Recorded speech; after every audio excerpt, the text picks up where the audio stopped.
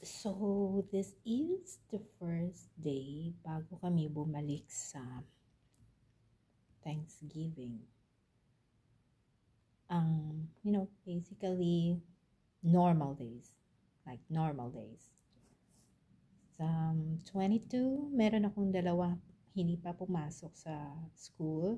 Maybe, merong, hindi pa sila tapos sa kanilang bakasyon. The rest, pumasok naman sila. So, nag-start kami ng lesson ngayon sa perimeter sa math. After nun ay pumunta ako doon sa aking kasamahan, sa aming grade chairman. Para, ganun yung ginagawa namin pag nasa itinerant. Yung math, PE, music, health, media, tsaka Spanish yung mga bata.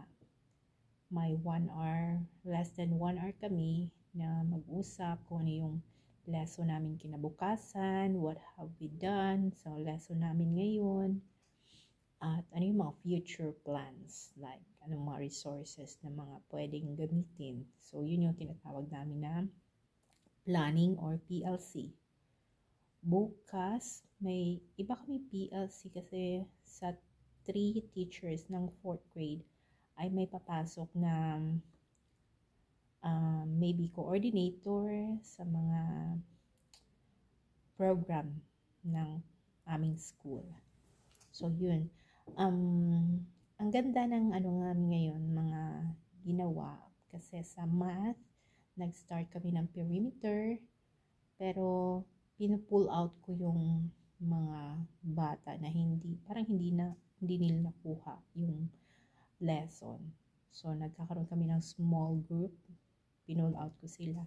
Yung iba gumagawa ng kanilang iReady, ganun, iExcel.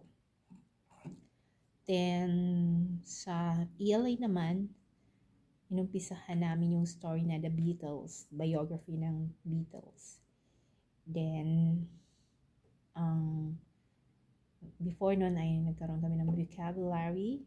Then, dahil ngayon ay sa reading namin ngayon ay mag-refer sila ng details or example sa text na explaining what the text explains. Okay?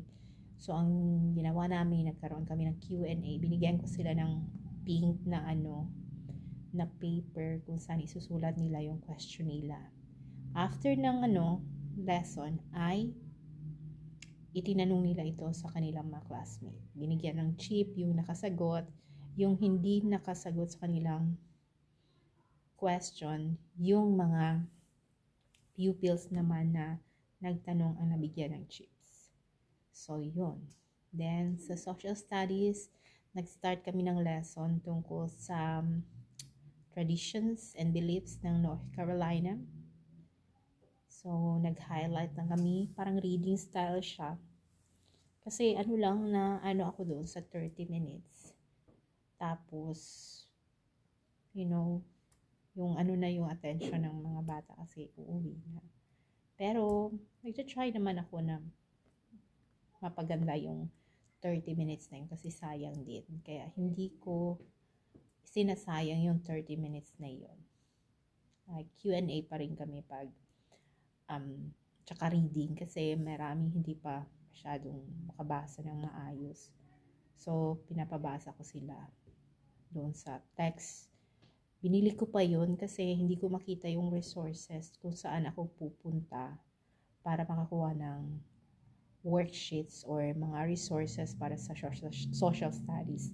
Kaya binili ko yun sa Teacher Pay ng $3 para may ma-print ako. At saka yung maganda kasi yung binabasa namin ay na-align talaga siya sa competency sa social studies.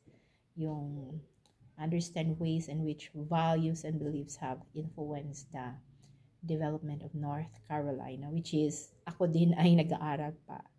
So, yun, maganda yung napili ko or nabili ko. Yan. So, ngayon, hinintay ko na lang yung husband ko na dumating and luckily, he got hired sa Dole. Mag-start siya sa Monday. Kala ko nga ngayon na mag-start. Mabuti na lang para maplano namin yung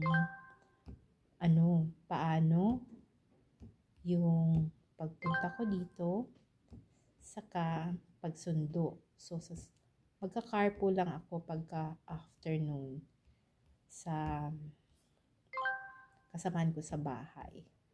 So, yun yung plano namin. Kasi yung duty niya is 3 p.m. to 12 midnight.